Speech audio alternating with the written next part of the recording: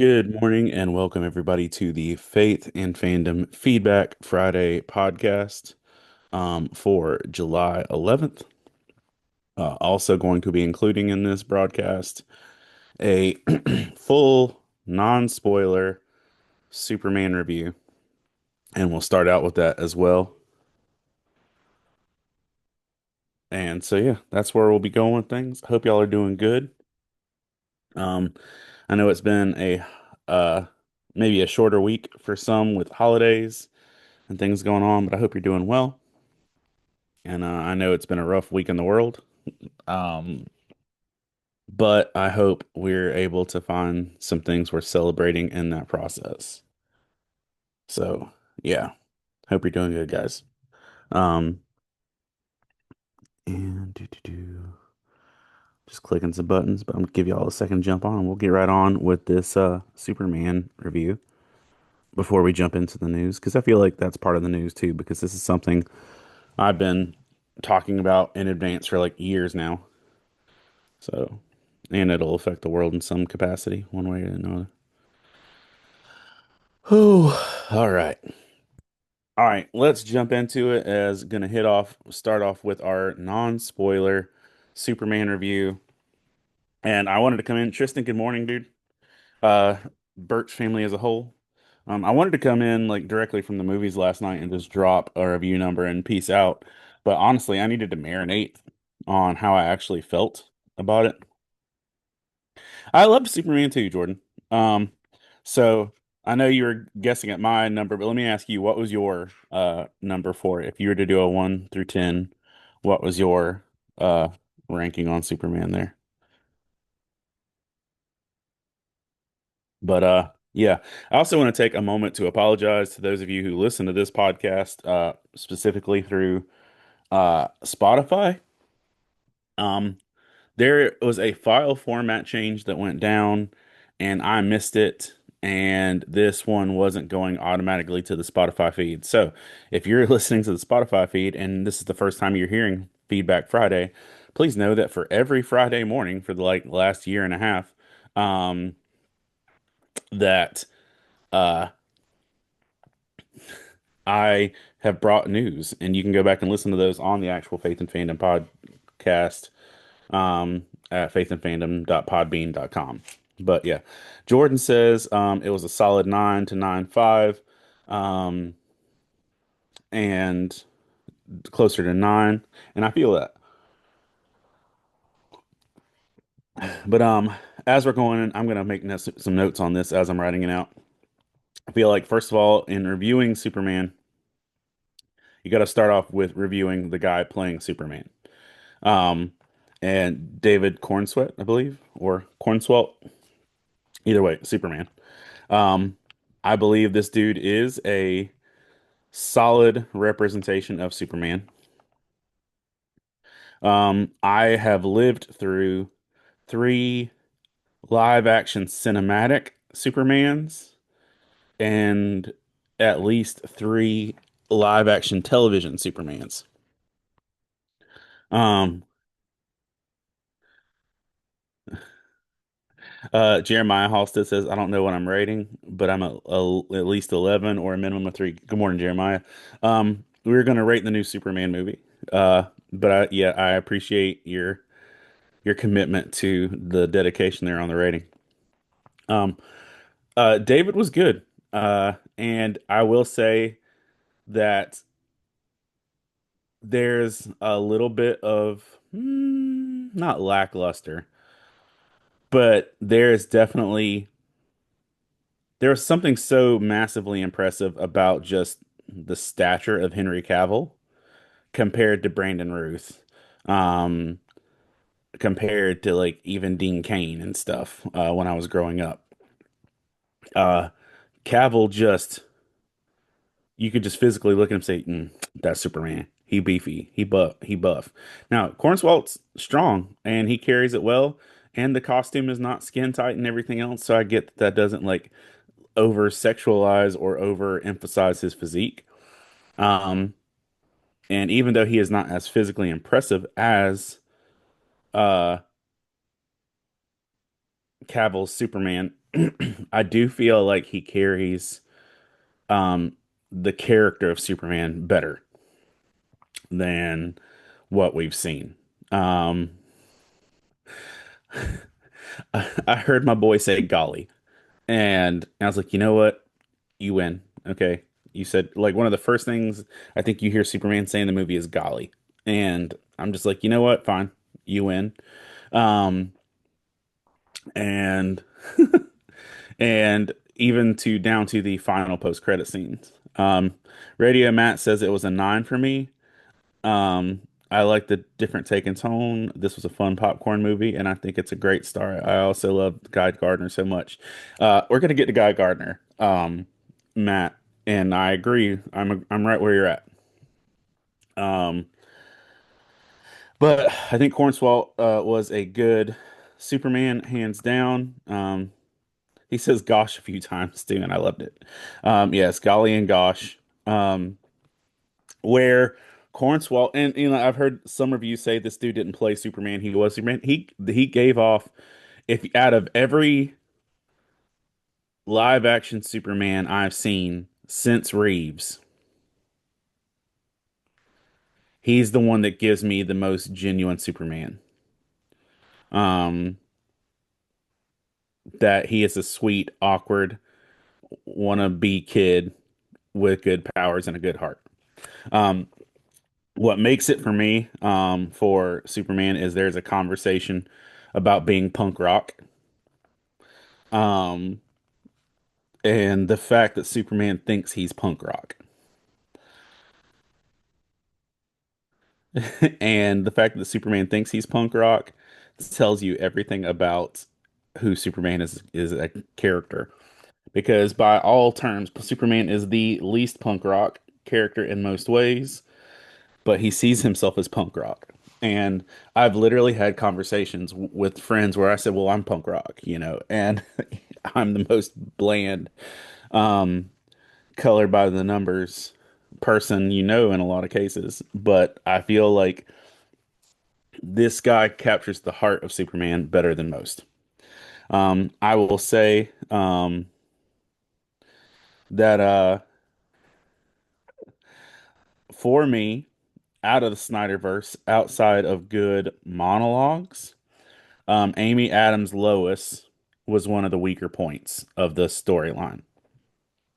Um, I just felt like there was zero chemistry, not the fire I would expect from reading Lois in comics. Um, and I get she gave it her all, and Amy Adams is Amy Adams. I feel like this lady Rachel like was a hardcore trauma bound, uh, really good Lois. And in fact, because you nail Lois and you nail Clark, then you really get something good. Um, and the fact that this is, for the record, this is movie takes place 3 years into Superman being Superman, so that's good. You're only like 3 months into Lois and Clark dating, which is also good. It gives you some room to grow. But I feel like she's a great Lois. The interview that she conducts with Superman towards the near beginning of the movie, um, like is really, really solid. Um, yeah. Now, on to the third part of this trifecta with Luthor. Again, just like I've seen several live action Luthors, Kevin Spacey was a pretty garbage caricature of Luthor. I get what they were trying to do with Eisenberg. Um, the Smallville Luthor was probably the best live action Luthor up until this point, um, since the OGs. Um, Jordan Simpson says the interview really showed how much of a good journalist Lois can be and is. Yes, and we don't get that a lot with other things, with other representations in a lot of ways. I'm going to say this phrase, and I mean no shade to anybody who loves it or anything like that. This Lex Luthor is simply Sheldon Cooper without friends. If you take Sheldon Cooper from Big Bang Theory and take away him having a friend group,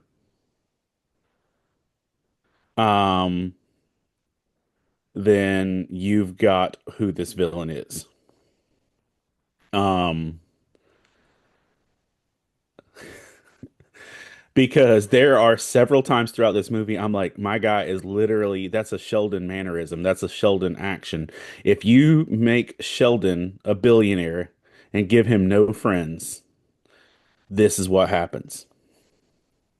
And I'm here for it. It was the hands down the most fierce young Lex Luthor. And I get Nicholas Hoult looks young, but I got to remember he's not that young.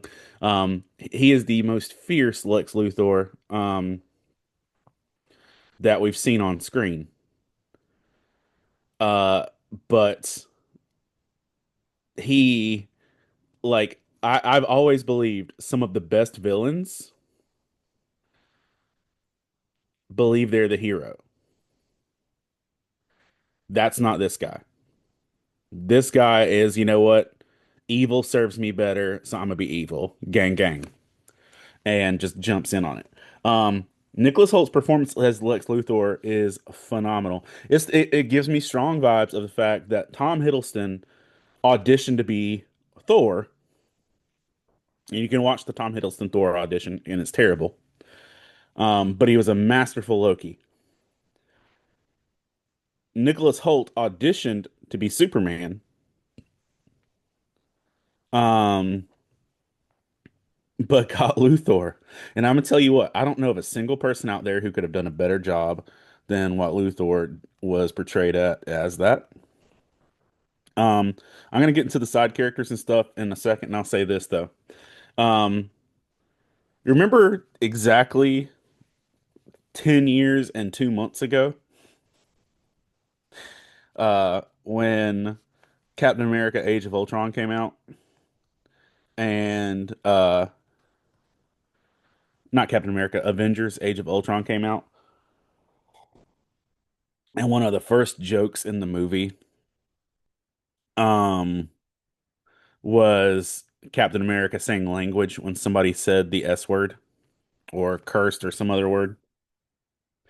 Um they are really willy-nilly with the S word um in this film. Like I get it. James Gunn is known for profanity-laced humor, especially in his R-rated features and TV shows, but I felt like the S word got thrown around a lot in this film. Like I didn't count, I'm not that detailed, but let's say a dozen times, easy. And I'm only saying this because I know parents are going to ask for little kids about reviews and stuff. Um, have a heads up that there's at least a dozen S words, a GD, and a B somewhere in there. I could be mistaken. I don't think they tossed an F-bomb in there. Um, but yeah, we'll cover some more on the F-bombs in the news. But language-wise, it felt a little over-seasoned with profanity for me, for a Superman movie especially. But here's the deal. It wasn't Superman doing it, in most cases, except talking about what other people were saying. But I felt like language was a bit heavy, for anything that's selling toys and Happy Meals. You feel me? I feel like if you've got a Happy Meal toy, you got to tone that junk down a smidge. But let's say a dozen poops, and the rest are like lightly scattered. But I'm gonna go. There's a dozen. Um, yeah. Jordan says he doesn't hear an F bomb either. And yes, Jordan, it was 10 years ago. It was May like 15th or whatever. 2015 was Age of Ultron. Um, but yeah, so the language was a little rough on that area. And while I'm covering kids coverage and making sure I'm writing that down, my friend Patrick asked, and a few other people asked, um, it gets dark in some areas. And there might be some creatures or characters that are a little scary. looking. There's a ugly Stitch that's you see in the trailers, like a big yellowish looking almost Stitch monster that Superman has to fight. But there's a character that does some like transportation for Luthor that's almost pretty terrifying. He doesn't speak or do much, but he's just physically jarring. Um, and honestly, the one thing that concerned me for kids, and I say it concerned me for kids because there was like a 4-year-old sitting behind me at the theater. Uh, at one point early on in the movie, early-ish on in the movie, uh, someone hurts Crypto, and when someone hurt the dog, I instantly heard a 4-year-old start crying. So let me say this caveat: uh, if you need to tell your kids, the dog's gonna be okay. All right. Um, Uh, the dog's gonna be okay. Um, and you'll be all right with that. Um, let's see. I feel like some of the best things he did were establish characters. And even though there were a lot of characters in the movie, they didn't spend a ton of time letting them be a distraction. You just jump in and you go with it. Um,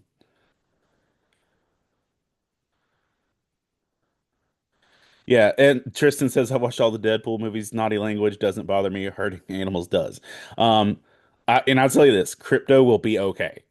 Um, but there's a moment like when the first time Crypto actually is hurt, like I the little girl cried and my breath kind of stopped for a second. Because it's done pretty abrasively. And remember, this is the same dude who just put us through Guardians of the Galaxy 3 and will hurt an animal to make us cry. Just throwing that out there.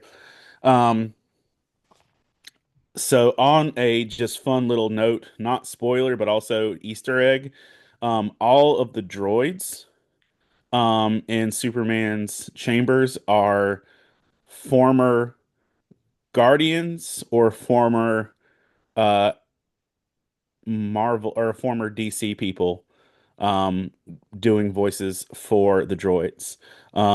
Yondu, Mantis, uh the lady from Peacemaker and Alan Tudyk are all droids in Superman's fortress. Um as well as you're going to recognize Jor-El pretty quickly. Um I'm not gonna I don't want to give too much away because I think the nerds would get it if I gave you references. But they also pull from some other non-DC superhero stories that are pretty interesting in terms of things. But the side characters they introduce, they do well. One of the things that I'll only say this is as I'm going and as I watched it, because I you know I'm an empathetic person. I like to think how are other people going to take this? Uh, a lot of times in my life, I'm doing that for Christian and non-Christian. But there are other times that I have to do that for geeks and muggles.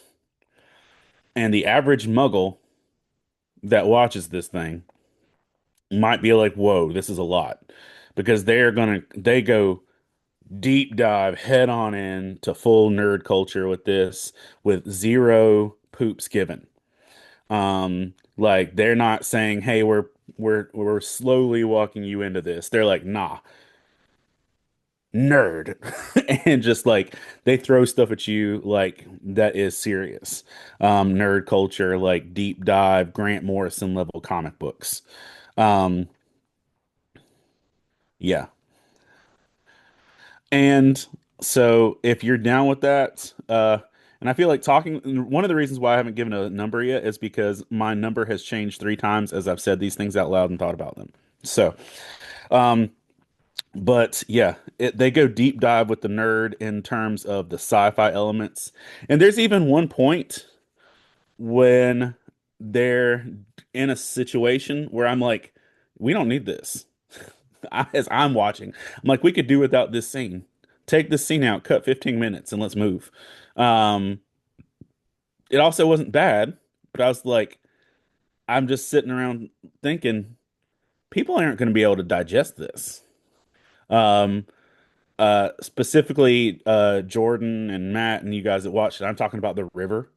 Um, uh, the scene with the river and Superman, um, and the baby, like the whole thing. Like, I'm like the average Muggle is going to be like suffocating in geekdom at this point. But whatever, you'll make it through. That doesn't last that long. Um, yeah, let's go with side characters. Uh, because they were important. First of all, Hawk Girl casting, fine. Didn't bug me. There's like a lot of times Hawk Girl isn't that much of a standout role. I thought the young lady who did Hawk Girl and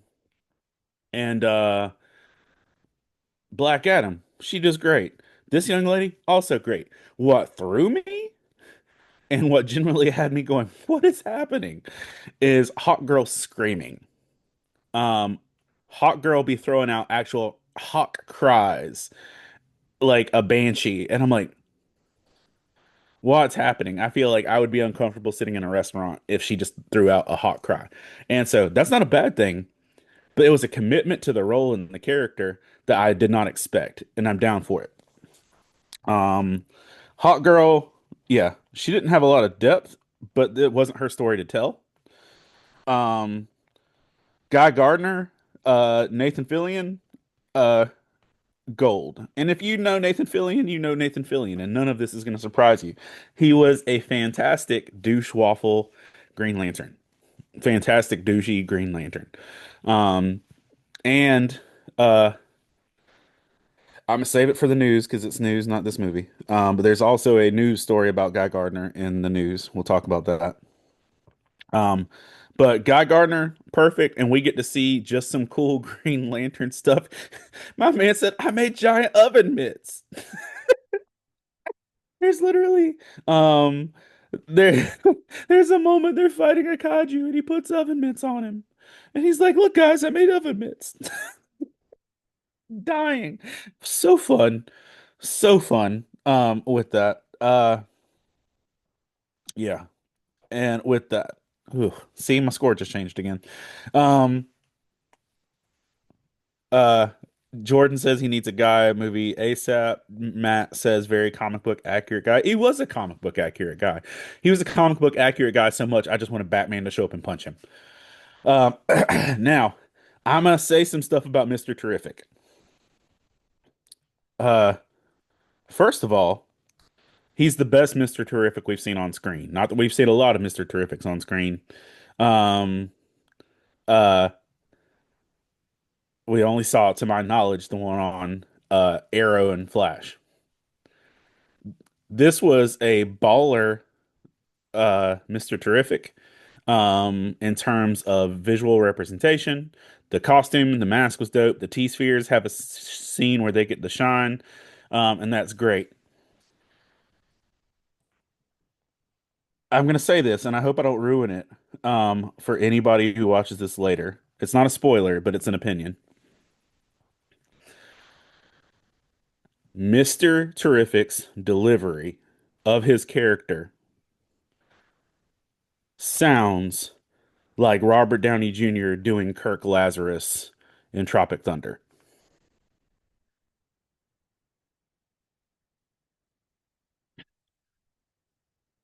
And so the entire time Mr. Terrific's delivering lines, all I'm hearing is, I know who I am. I'm a dude dressed up as a dude, dressed up as another dude. Like literally is all I'm hearing. Um, and you can tell that the dude delivering Mr. Terrific's lines is having a ball with this presentation. Um, but he's somewhere between Kirk Lazarus and uh the man who passed recently, the actor who's in John Wick and Destiny and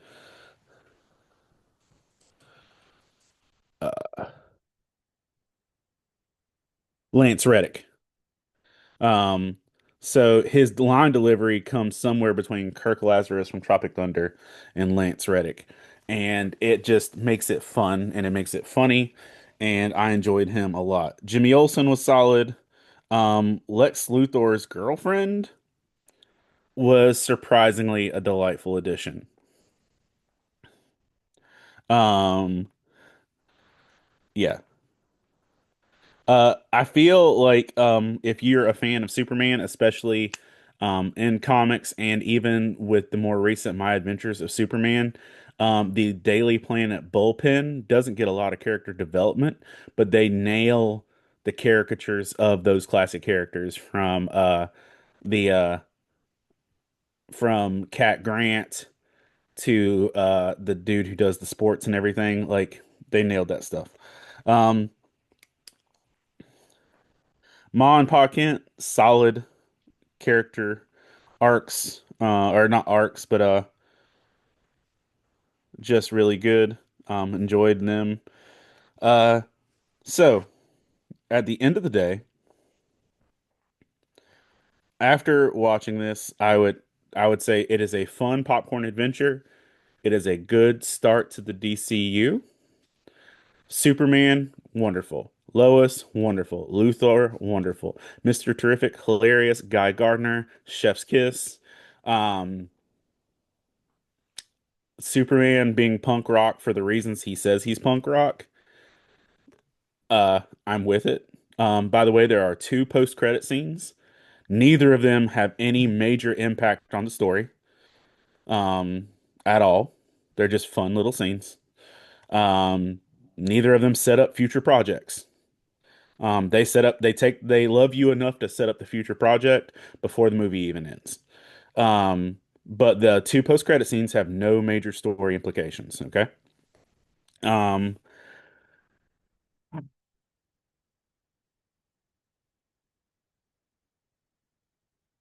so I'm going to uh go out on a final limb here and say that this movie is fun. Just be aware if you're taking kids, it has a little bit of language and a scene that's sad with Crypto getting hurt and a kind of scary thing in uh, a scene with Luthor. The violence is very cartoony, very anime-ish. There's no like bloody casualties or stuff like that. Also on the kid and the sad and the scary level thing. Um, there's a scene where Luthor does something very ugly to a person, a real person, not a supervillain or whatever, and that's rough and it's emotionally rough. Um, I will say this, and I was about to forget it. One of the things that you're going to hear people saying in this is that Superman is woke and all these things. First of all, if you don't know Superman is an immigrant story and a hit and about um, what's good versus what's government, y'all have not read a comic book. Y'all have missed out on who this character has been since 1938, and calm down. Um, the fact that Dean Cain said what Dean Cain said so it doesn't surprise me because it's Dean Cain. Um, but y'all are missing out if you think that. Now, let me flip that and say, if you watch this and don't 100% see things that are parallel and current event level status, y'all, there's something in this movie that was written and filmed over a year ago that matches stuff happening right now that wasn't happening a month ago. And it's bananas of just how much the heart of entertainment and pop culture can see the pulse and see the news of what's happening. But whatever. Um, there is a strong element of reflective of those in power versus those who are manipulating power versus the weak versus but that's the Superman story. That's the hope. That's the fighting against the things that actually are oppressive, and it's fighting even when nobody else is standing by. The fact that Superman, like when he's having his interview with Lois, just breaks down and says, "But people were going to die." Like that he didn't care what the government rules were, what the whatever. He's like, "But people." Um, and Superman has a confrontation speech with Lex face to face near the climax of the movie. And I wish that speech would have gone on a lot longer. Um, but it was short because Superman's not going to make a ton of speeches. And I will say that the last post-credit scene to me, again, proves 100% that this dude is Superman in terms of presentation. I'm going to give, so I circle this number. I'm going to give, and I haven't looked at all y'all's numbers yet to be able to say, oh, it's this guy yet. So sorry.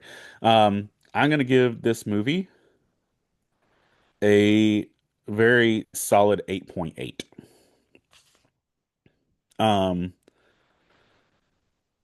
it's the overly indulgent, nerdy areas and the language a bit that would take it from a 9 for me.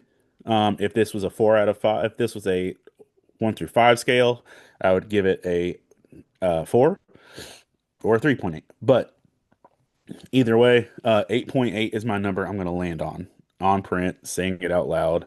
So I'll go through all the comments and stuff and find whoever, if anybody said that prior to this. With that being said, that's my Superman review. Uh, Lex Luthor does some bad stuff, and there's a scary guy, and some curse words are the big things for kids to watch out for if you're concerned.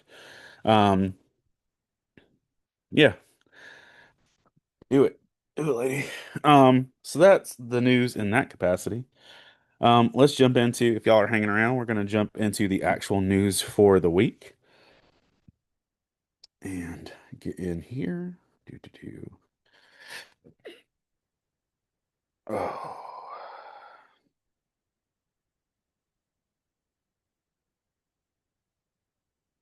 All right, our news for the week. Um, by the way, before, because I don't think I put this, I'll put it in my folder real quick. Um, my news folder is not too chunky this week, so it won't take a ton of time. All right, going into our news. But by the way, I love Superman. I'm gonna go back and watch it. Um,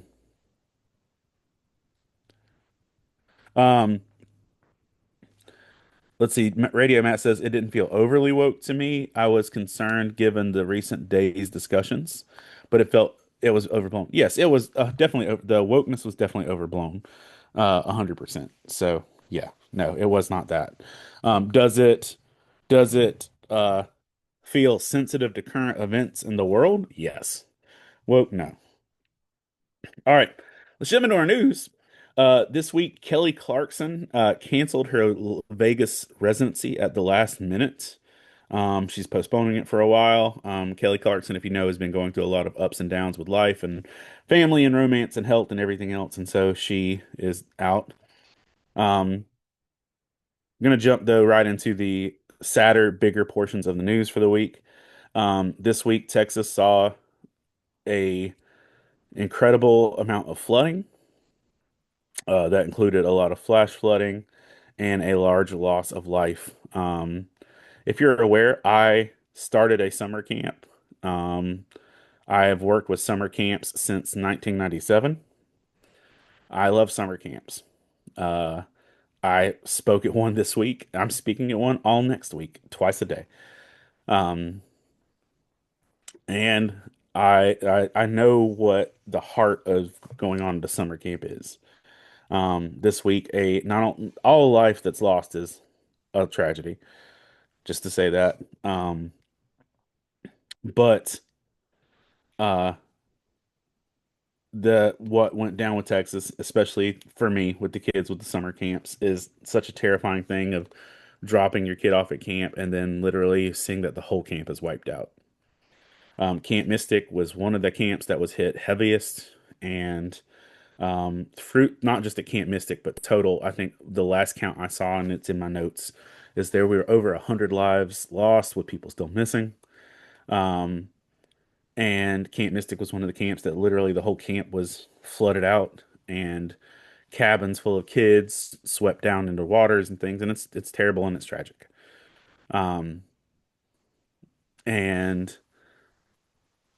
I know people they always want to find something to blame, and I get it that. But I do want to take a moment to highlight that there was a lot of people that did amazing things in response to this. There were people that sacrificed their lives to save kids. Camp director who literally, the camp director, Camp Mystic, who literally died saving campers.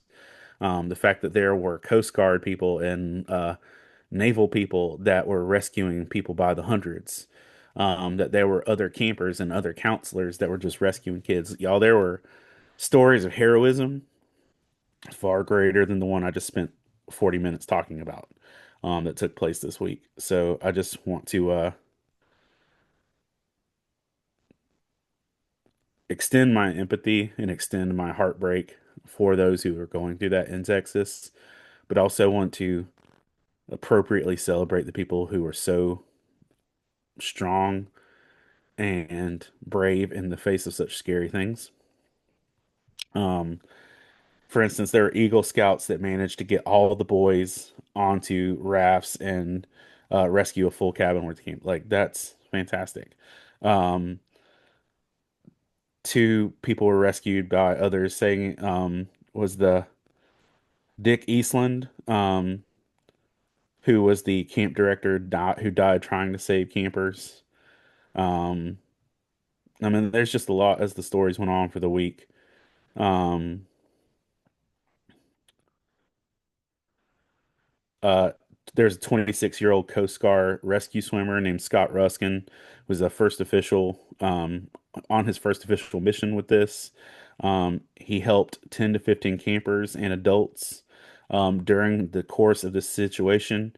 Um, he rescued 165 people from these camps, and it's just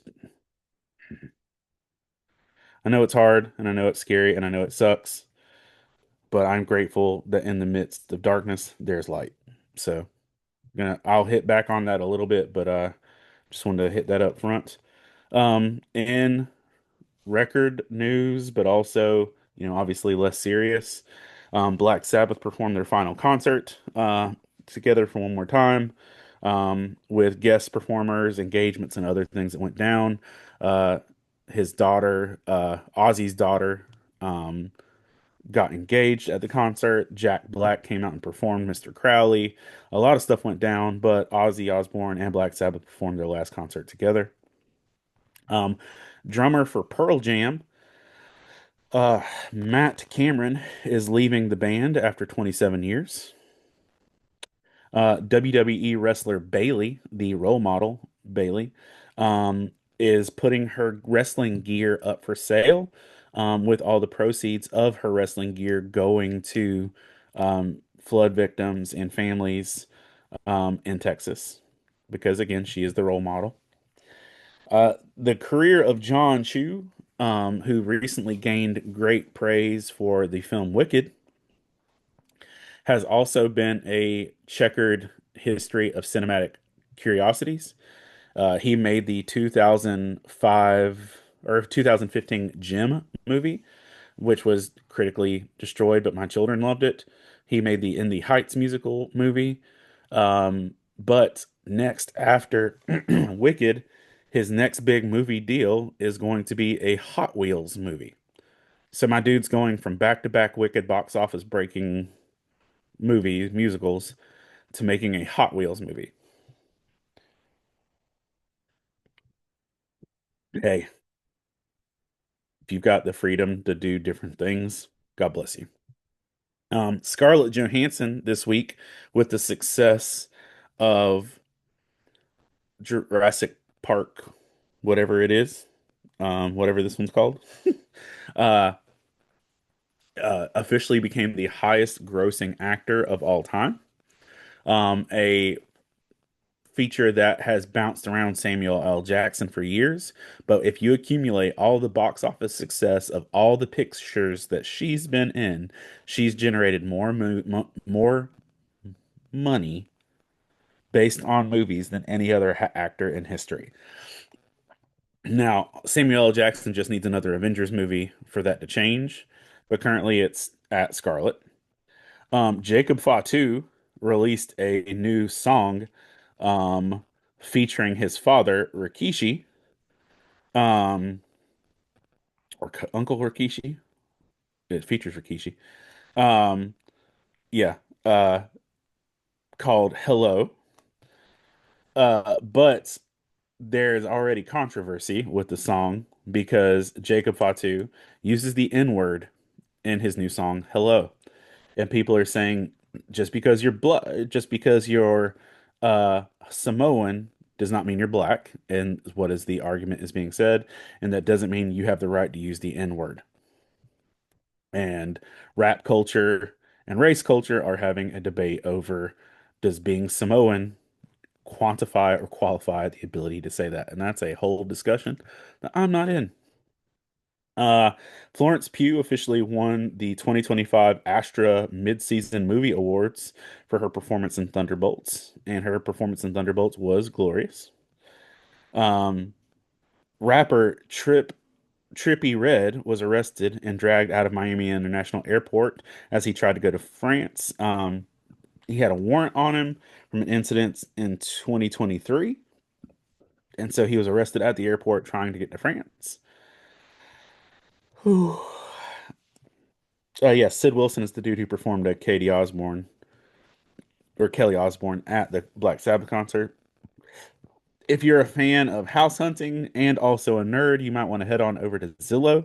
The Baxter Building from Fantastic Four is up for sale on Zillow, and you can buy the Baxter Building for 4,444,444,444 Yes, all fours. You can buy the Baxter Building for $4,444,444.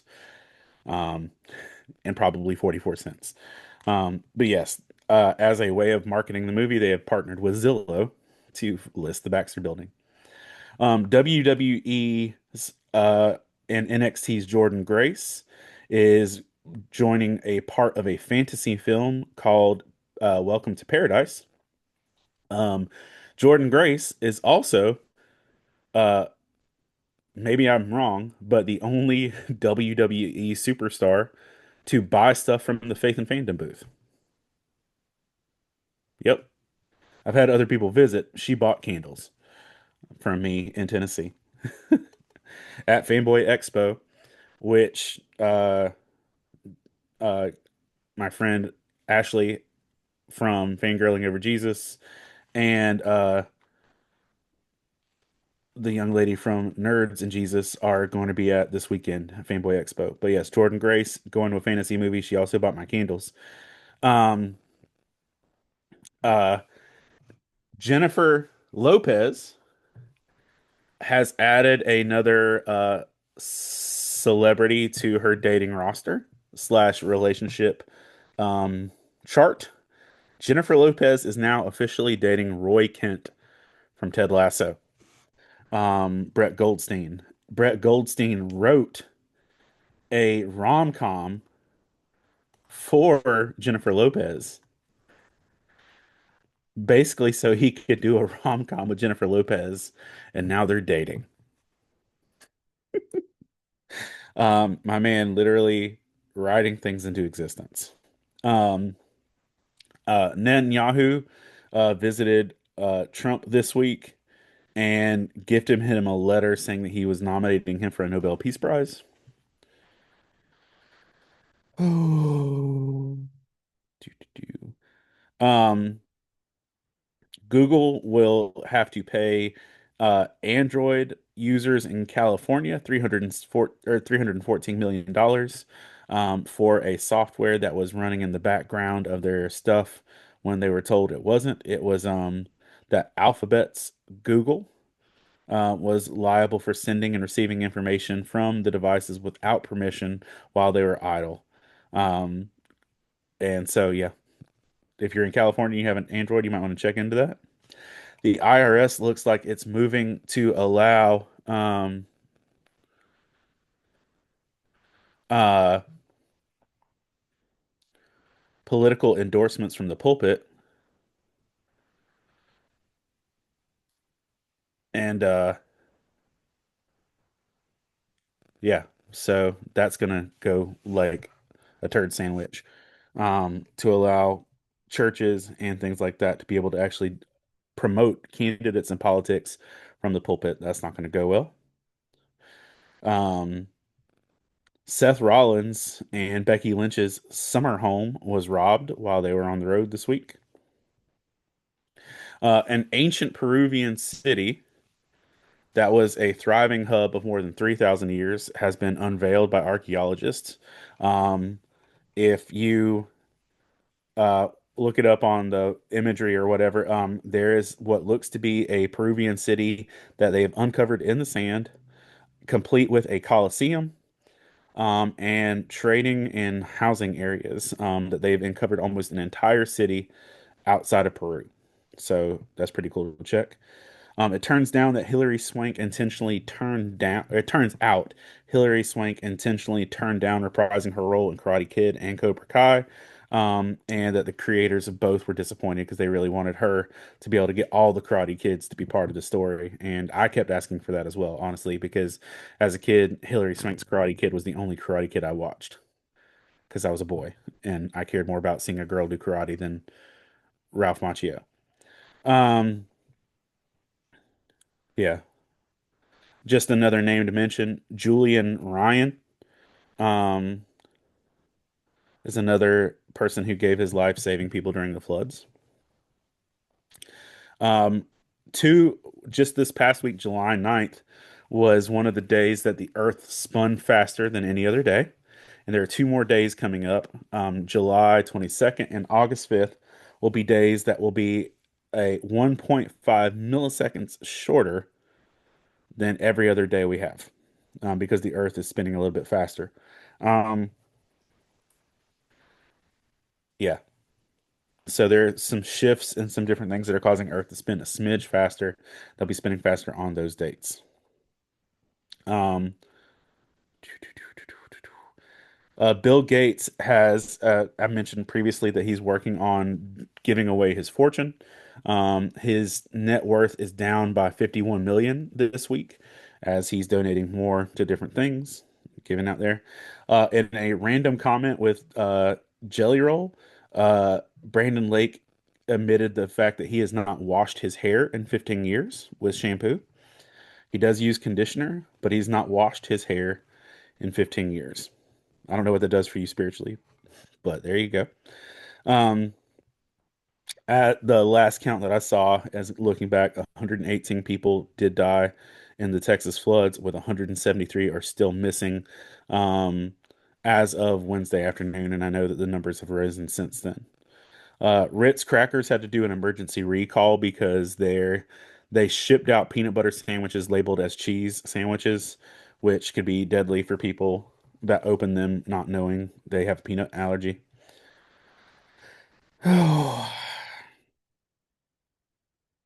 At a GameStop in Paloma, California. Correct, am I saying that right? Yeah.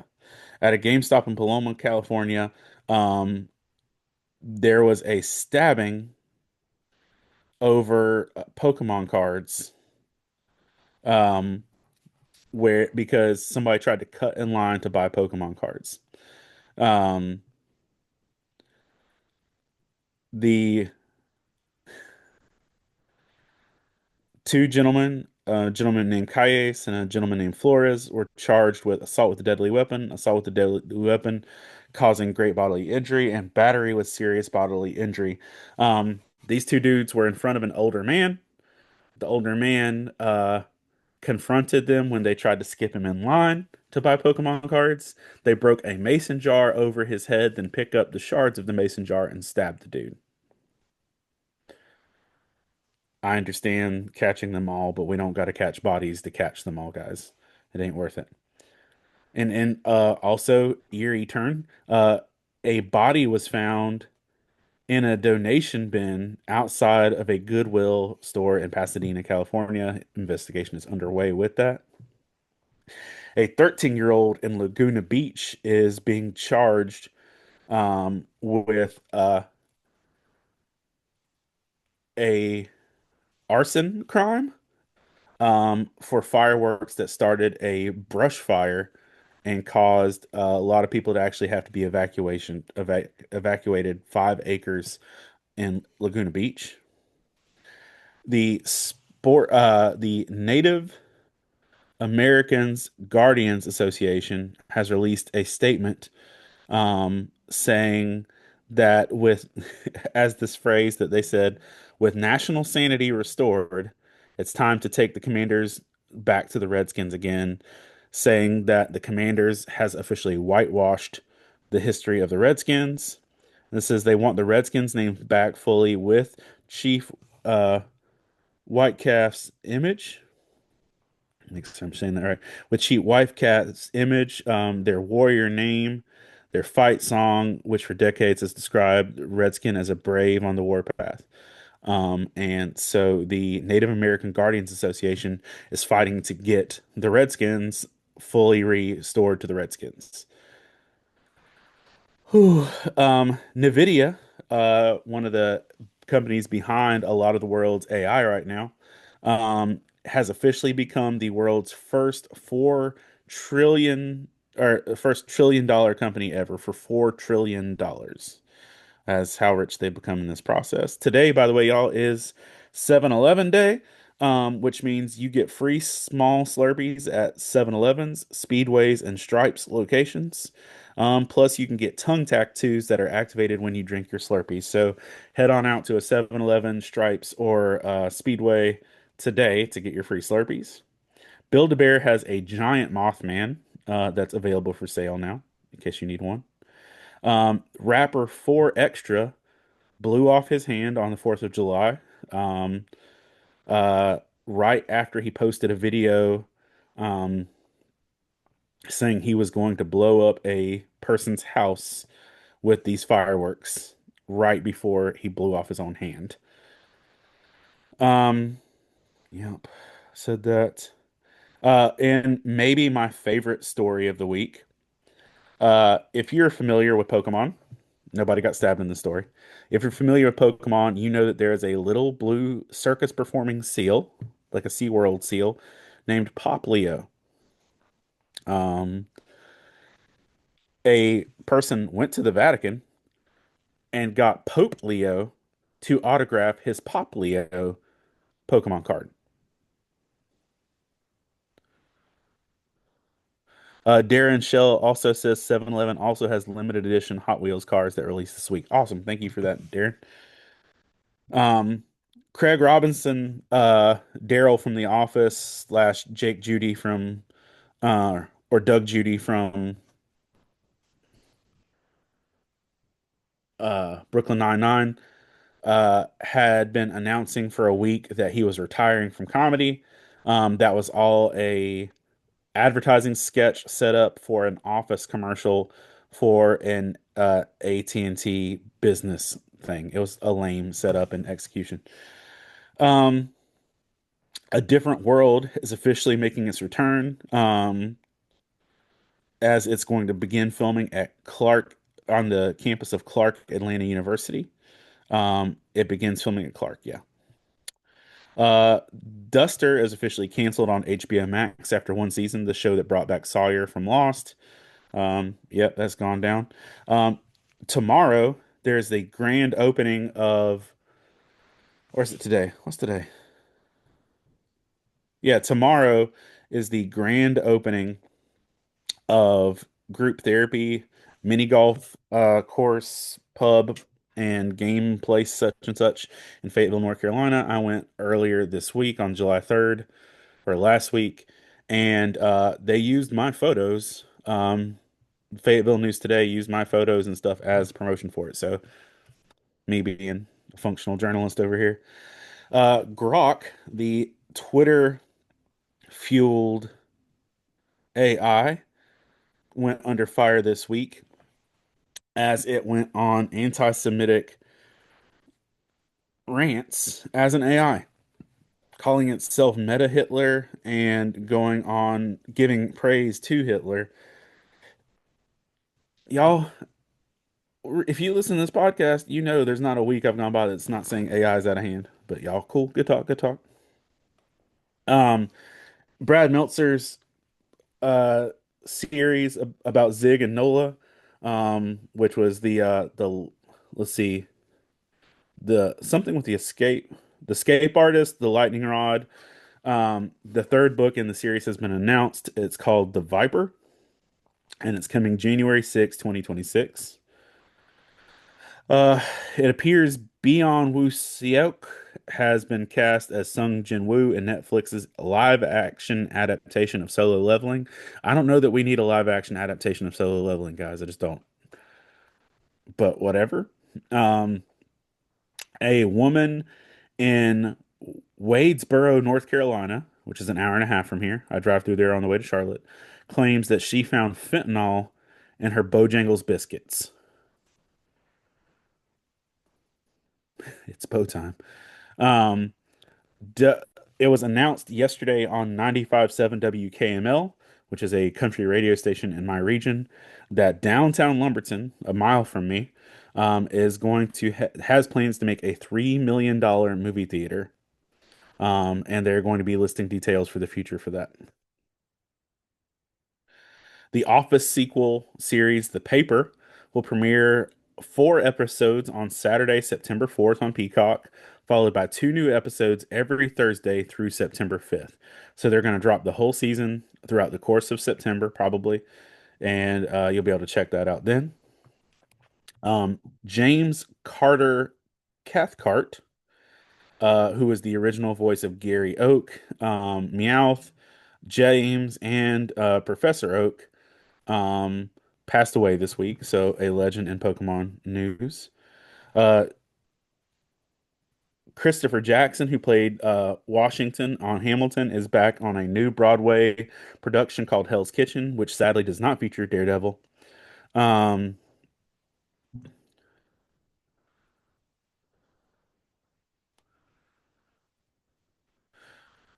yeah, I just got there, Tristan.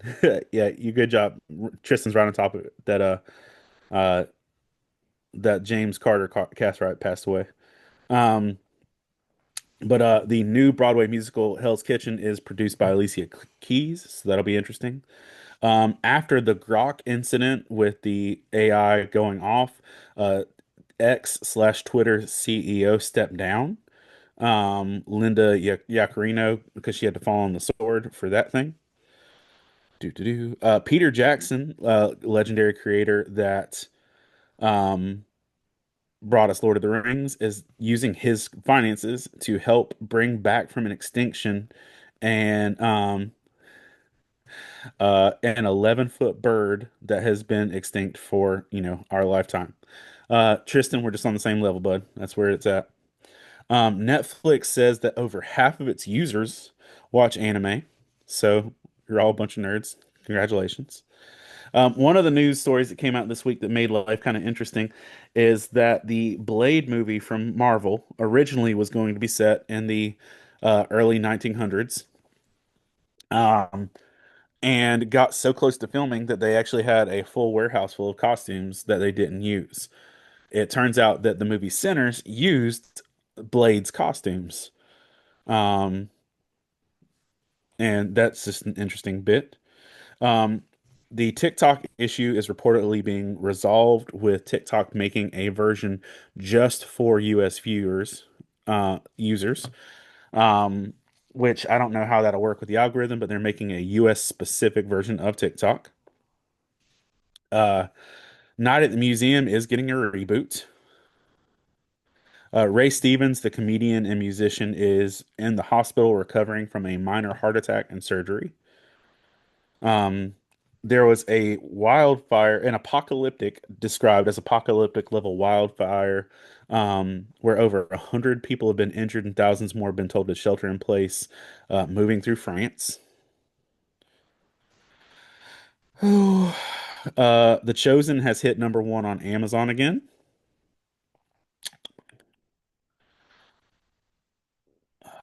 Uh, According to Billboard, Christian music has surged in streaming by 60%. 60% more people are listening to Christian music on uh, Spotify and other areas. A Michigan man passed away this week, and as an act of his last dying wish was that his entire fortune be spread from a helicopter in Detroit. Um, and the man's name was Daryl Plant Thomas. He was a car wash owner in East Detroit. He died from Alzheimer's back in June, but at 58. But his final wish was that all of his fortune be spread over Detroit, and turned out. And then last bit of news is that a new single by the group Village Kings, which is Pedity, he's a rapper, and Note of Verbs is out, and it's called Turn Up featuring Monty G. That is out. Just saw that last night. So that's all the news. And I know y'all have been in with me for a long haul on this. So I'm going to go ahead and do our roll for initiative and wrap up our time with our Bible reading. Again, if this is your first time hearing this on the actual Faith and Fandom podcast channel, my bad for the error that did not put the other versions of it directly on the podcast channel. If you want to check out more, you can head to our YouTube, or just go directly to the Faith and Fandom podcast channel, which will have um, more with that. But if you're looking for it on Spotify and didn't see it, then you can head on over to our actual channel. All right. So we are going to roll to see if we're doing Old Testament, New Testament, or the whole Bible. So I'm going to pull out a rock, paper, scissors die. Rock means Old Testament. Uh, scissors means New Testament because it's two, and the paper is the whole Bible because it covers everything. So rock, paper, scissors. We are in the Old Testament today, so um, we are going to roll two d20s and take away one. Oh, I dropped that d20. We're going to roll two d20s and take away one from whatever number we roll. Let me find another d20. Here we go. Oh, five. And what are you? It's a terrible dice. Four. Nine. So we are in the eighth book of the Bible. Let's see what that is.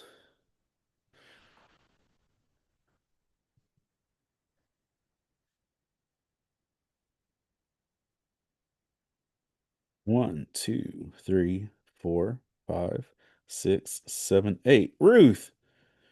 Ruth's not terrible. We're not going to have anything controversial in Ruth today. One, two, three, four, five, six, seven, eight. Um, cool. Not that I ever need things to be sugar coated, but man, some days the stuff that we roll can be aggressive after a long week. I was like, Lord, can we have some encouragement? All right, there's only four chapters in Ruth, so we're gonna roll a there's a D4 somewhere in here. We're gonna roll a D4. Three. Ruth chapter 3 is where we're gonna be. Ruth and Boaz at the threshing floor. One day, Ruth's mother-in-law, Naomi, said to her, "My daughter, I must find a home for you where you will be well provided for." Now, Boaz, with whose women you have worked, is a relative of yours. Tonight he will be winnowing barley on the threshing floor. Wash, put on perfume, and get dressed in your best clothes. Then go down to the threshing floor, but don't let him know you are there until he is finished eating and drinking. When he lies down, note the place where he is lying, then go and uncover his feet and lie down. He will tell you what to do. It's the most awkward relationship setup in the world. You want a really good man? You go down and you uncover his feet and you lay there. That's how you build a healthy relationship. Verse 5, I will do whatever you say, Ruth answered. So she went down to the threshing floor and did everything her mother-in-law told her to do.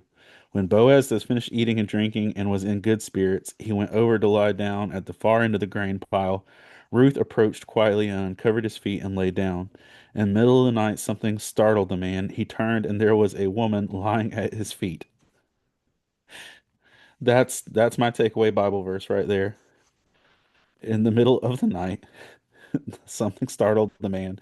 He turned, and there was a woman lying at his feet. I'm gonna tell you, I'd be startled too. Um, Tristan says, "I found that God tells you what you need to hear. He really does, man." Verse 9, "Who are you?" he asked. "I am your servant Ruth," she said. "Spread the corner of your garment over me, since you are a guardian redeemer of our family." The Lord bless you, my daughter, he replied. This kindness is greater than which you have showed earlier. You have not run after the younger men, whether rich or poor. And now, my daughter, don't be afraid. I will do for you as you will ask. All of the people of my town know that you are a woman of noble character. Although this is true, I'm a guardian redeemer of your family. There is another who is more closely related than I. But stay here for the night. In the morning, if he wants to do his duty as your guardian redeemer, good, let him redeem you. But if he is not willing, as surely as the Lord lives, I will do it here. Lie here until the morning. So she lay at his feet until morning, but got up before anyone could be recognized. And he said, "No one must know that a woman came to the threshing floor," he said. He also said, "Bring me the shawl you are wearing and hold it out." When she did so, he poured into it 6 measures of barley and placed the bundle on her, and then went back to town. When Ruth came to her mother-in-law, Naomi asked, "How did it go, my daughter?" Then she told him everything Boaz had done for her, and added, "He gave me these 6 measures of barley, and saying, 'Don't go back to your mother-in-law empty-handed.'" Then Naomi said, "Wait, my daughter, until you find out what happens, for the man will not rest until the matter is settled today." Um,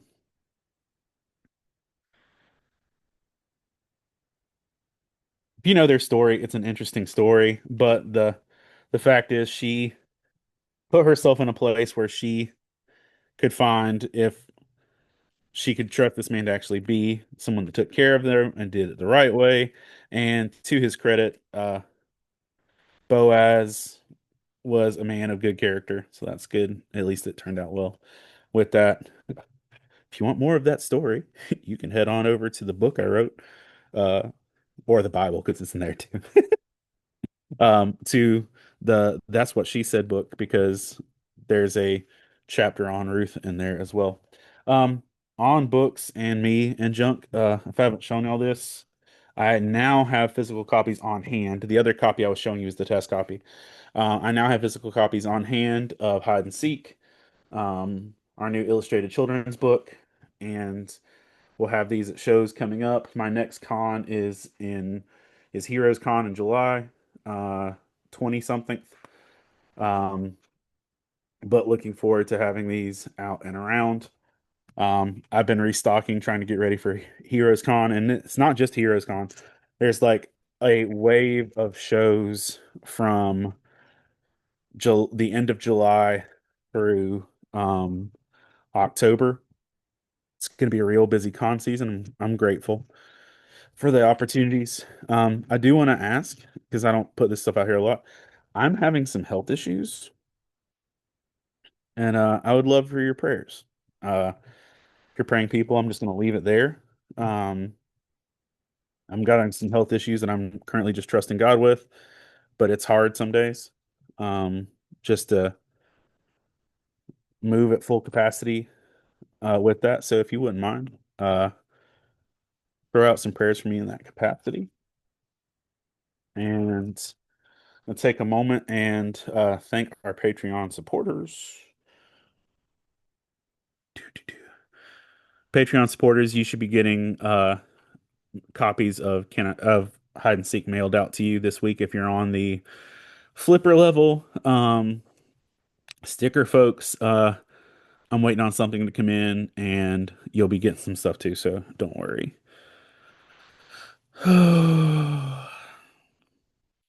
Sorry, I have to log back into Patreon. All right. Take a moment to thank our Patreon supporters, Kelly Townsend, Alan Wallace, Fab Quack, Rivka and Tristan Birch, Dorothy Martin, Michelle Stewart, Lynn Turner, David Brooks, Jeff Weimer, Colin Sproles, Jamie Montgomery, the Coleman family, Jonathan Herman, Ron Petit, Gear Saber Cosplay, Scott Ward, Alicia Glenn, Jace Sheed, Jason Crutchfield, Mike Perna, Todd Turner, John Jacobs, Zach Harris, Caleb Grimm, Jeanette Skaggs, Jason Bullock, Christina Ray, Sarah Lewis, Patrick Gale, Rebecca Godlove, and Adam Davis. Thank you all for being the support and encouragement that you are. Y'all are a huge blessing with that. And I'm just grateful. So, want to take a moment and just wrap up today. Let me real quick see if I can spot um who the winner was for the thingy, if there was one that actually had that number. Let's see. Do oh, do eight CJ Burrows 14 hours ago. Let's see if anybody else had the same number sooner. Nope. I'm gonna check my Instagram, but if nothing else changes, CJ Burrows won free copy of book 10.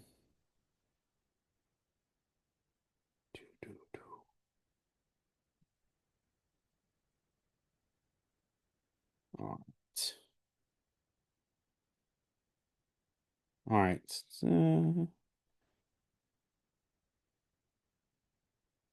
All right. Check Twitter, and if we're looking real solid that CJ's the winner here. All right, dope.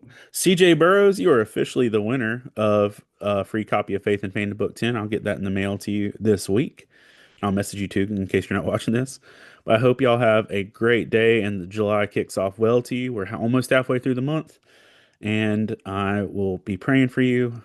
Y'all be praying for me, and I hope to see you all at a con real soon. By the way, Geek Church, 10:45 Sunday morning, GalaxyCon officially approved and good to go. I hope y'all have a great day. Bye.